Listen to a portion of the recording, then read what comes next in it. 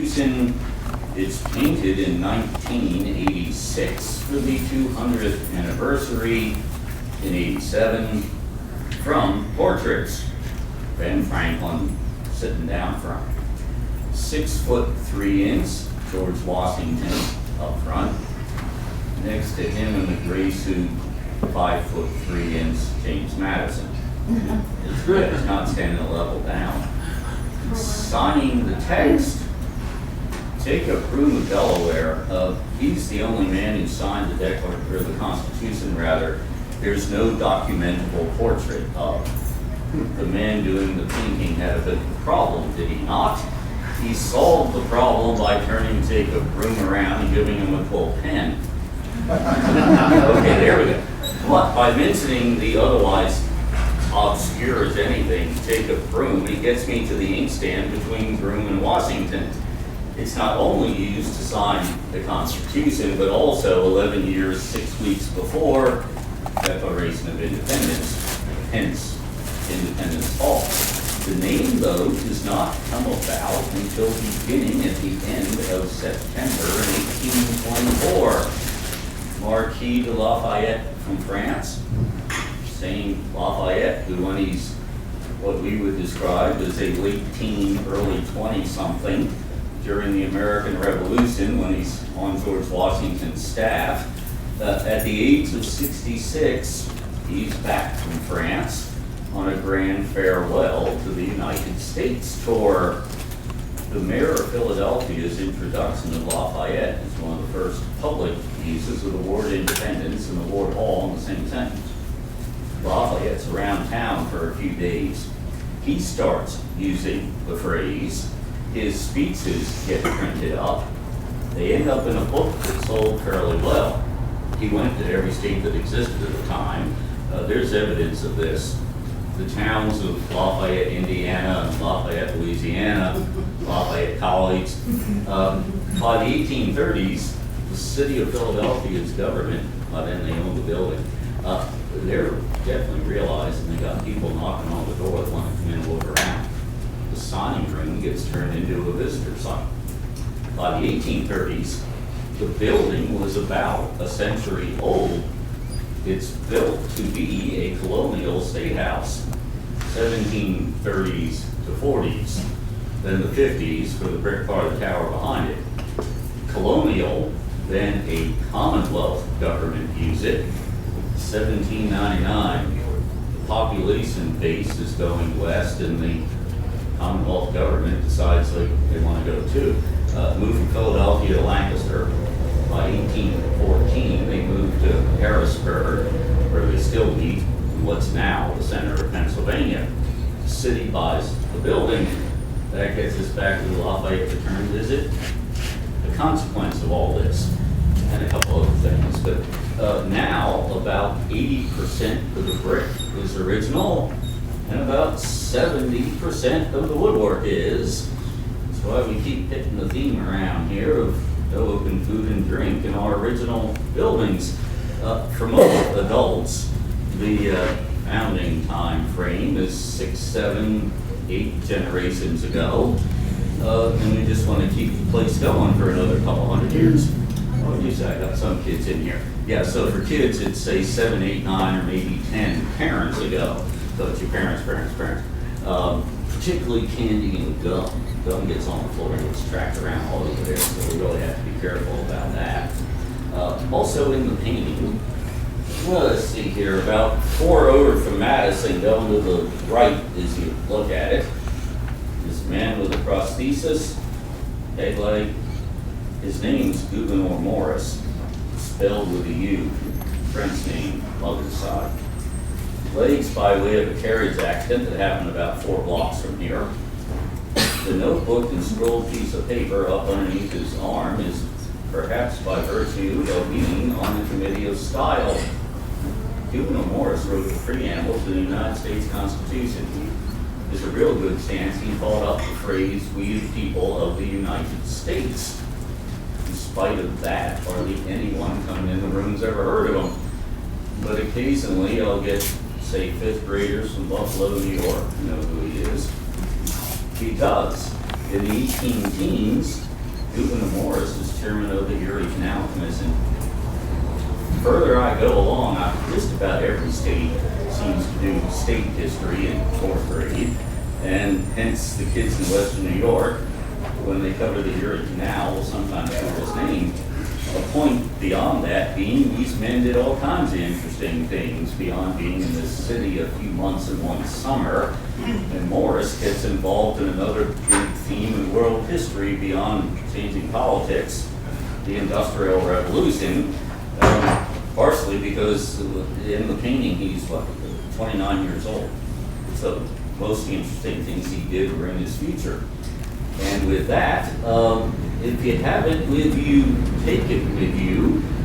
Juries and grand juries and both sides attorneys around the same table down front, judges up there, and a defendant standing trial against the phrase in a prisoner's dock.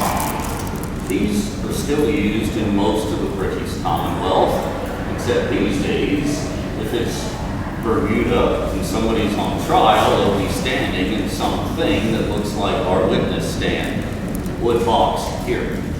Most important event that ties to the American Revolution that connects to this room, 8th of July, 1776. Out in the yard at noon, first public reading of the Declaration of Independence. Takes about 20 minutes to get that read aloud. When it's done, there's some very fired up Philadelphians, a few of whom got in here with an idea. It seems they thought it out. Up there had been on display, carved in wood, crest of the coat of arms of George III, to indicate that even though the colony had a good amount of practical power to itself, and it had practical power for a good 85, 90 years, there'd be no doubt that if desired, the King of Great Britain, his agents, and or Parliament in London could have authority here. Seemed that having heard the information outside, thoughts around there's going to be a bit of a change in the nature of that relationship. Climb up, chop the crest off, parade it around town. It ends the evening on a bonfire. So, goodbye crest. It's no mistake that the Declaration sounds like the Patriots had the monarch here. They're bringing evidence against him. It's an open to the public courtroom. There are courtrooms like it all through the colonies. Most colonists at least thought they knew a good argument when they heard it. Spring of 76, some people want to break away right now. Some, even if they thought about it for the next couple of years, they chose to stay loyal. Quite a few of them achieved that goal. They'd end up leaving. Some that lived in New York State moved over to Ontario, Canada, and there are others who really just had no idea at all if they were enthused to be a patriot or stay loyal or what. Texts like the Declaration that is signed across the hall are based on what would go on in a room like this all the time. Anything in here you have a question about, or perhaps the original pumpkin colored paint? I think as far as the curators... What about the original pumpkin colored paint? Yeah. I think as far as the curators will ever know, this is the color that's thought to have been here. The furnitures of the time, it looks like what was here, we just can't say it's exactly what was here. The one original item painted in 1785 for that spot, it's the crest of the Commonwealth, has not been up there all along, but when it was put back up, it did. Anything else? Okay, well, got the sign room available, so turn around over to where the country got. No, this will be too cozy. Yep. This is the room the United States starts in. Our founding text are signed here with ink from the inkstand. That is a replica of 1775 in the 6th. Continental Congress in here, delegates from colonies, they start out protesting to get rights as loyal subjects. Early in 76, a printer about 4 blocks that way, the first man to print up the pamphlet Common Sense, written by Thomas Paine. There you go. Main idea in it: you never get liberty as second-class citizens under a monarch 3,000 miles away. Made no sense at all for a continent to be ruled by an island. The pamphlet sold so well that certainly by now, 76, mid-late spring, Congress starts to think out they've got popular support to figure out how to break away, get a whole number of committees going.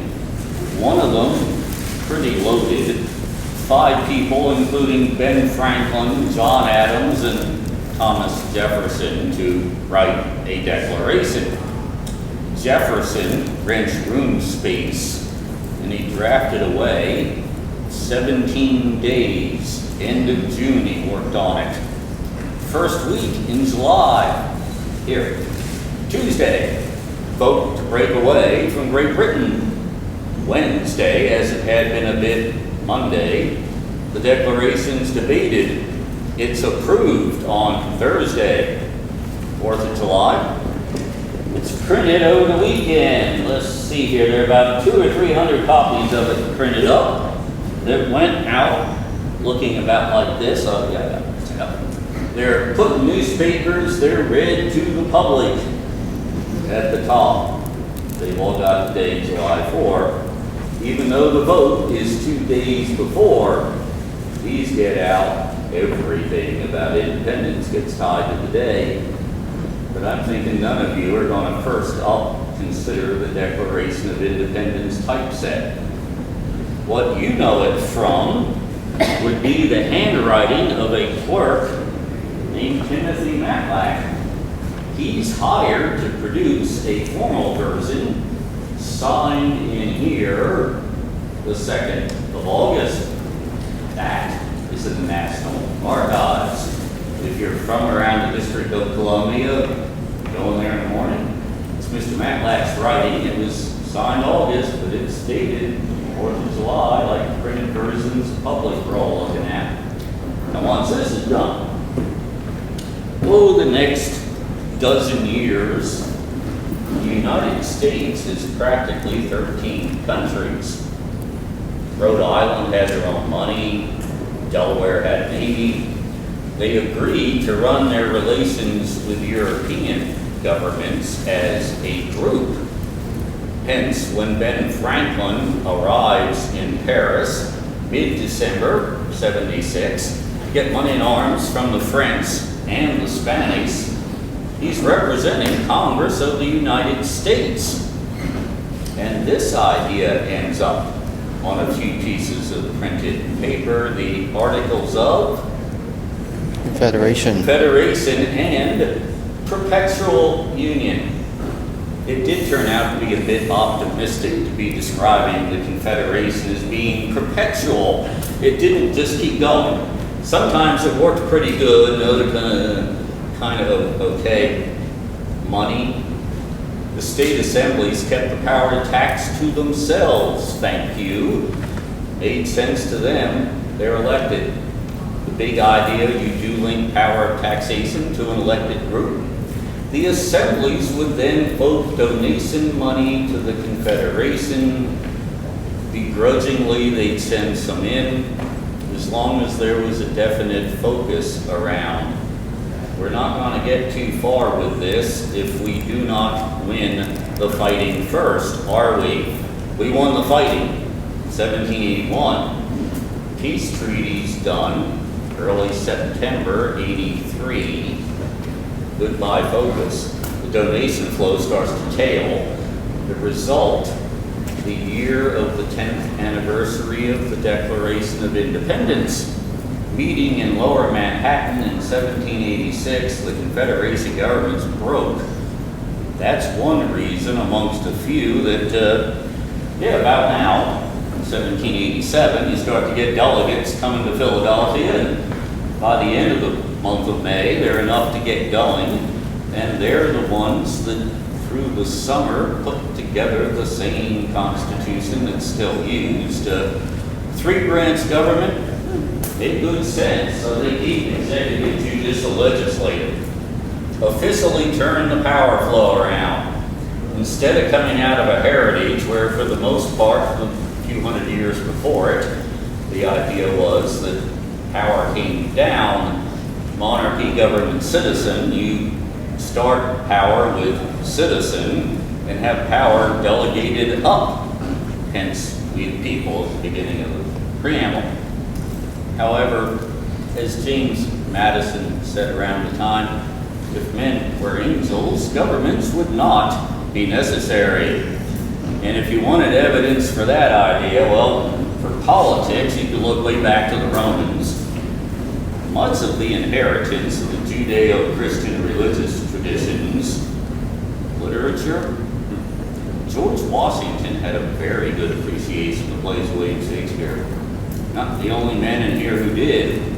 Tragedy, history plays, find out what happens. Somebody decides they want power. A lot of it, right now, kill relatives, betray lifelong friendships, get a troop together and march it right into a capital city overnight.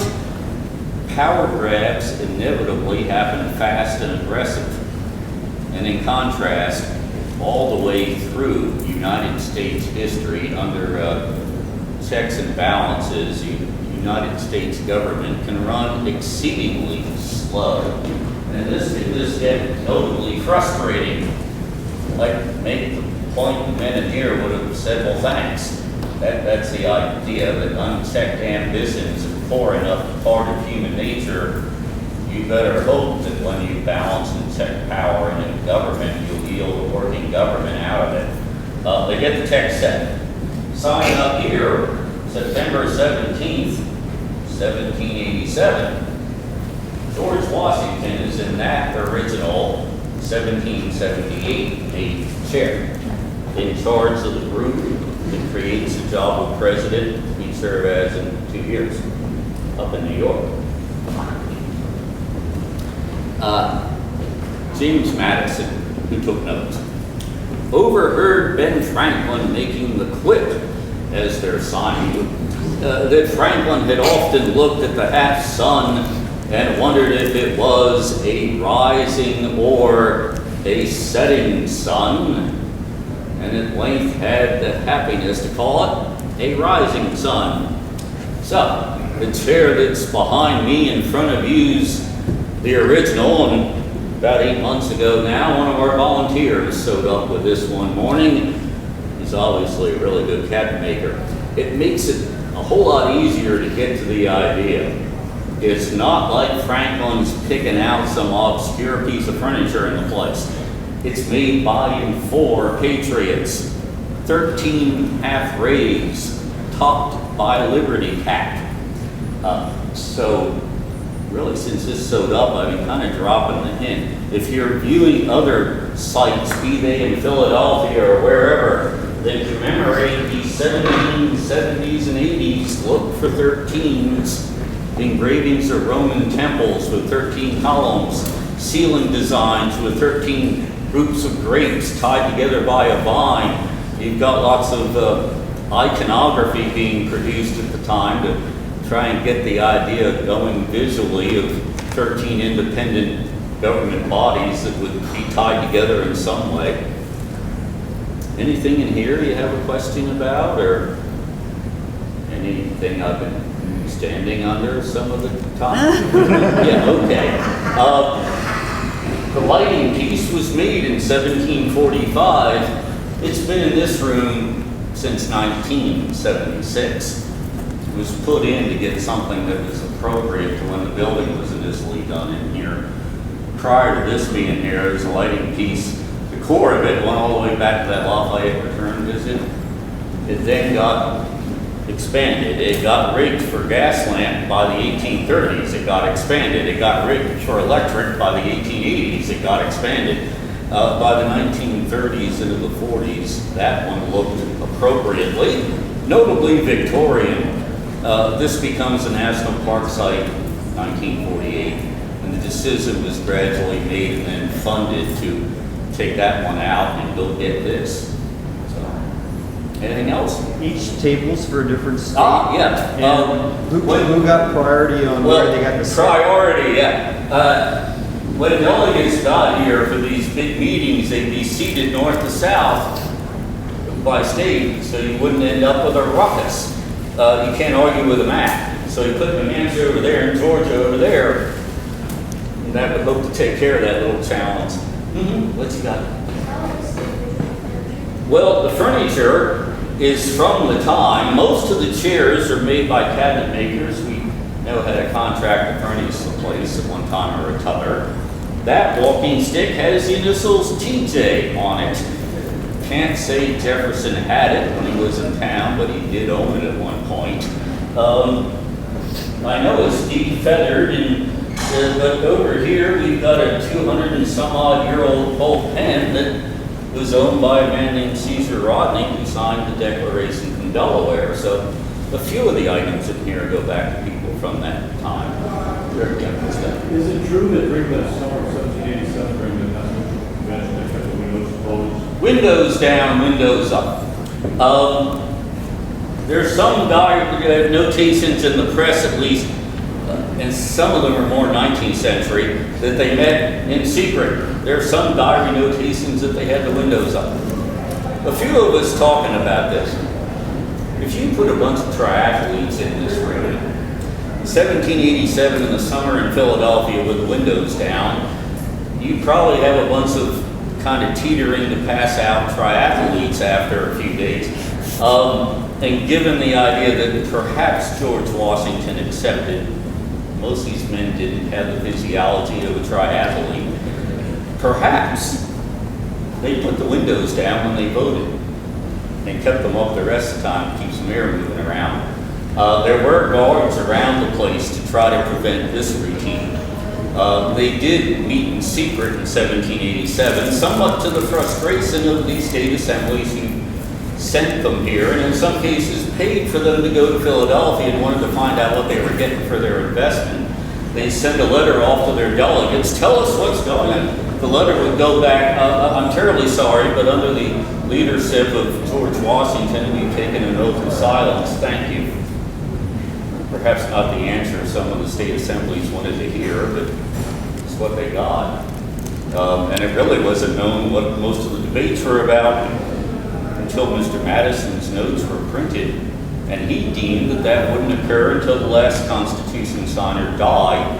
That's 1830s. We do have the last group of the day that's now come in, so if you have any other questions, I can be outside out back for a few minutes. So beyond that, thanks for your time. Have a good rest of the day out there, and just turn around after the left. Okay, cool. Good. Thanks. Get your tax dollars out of me.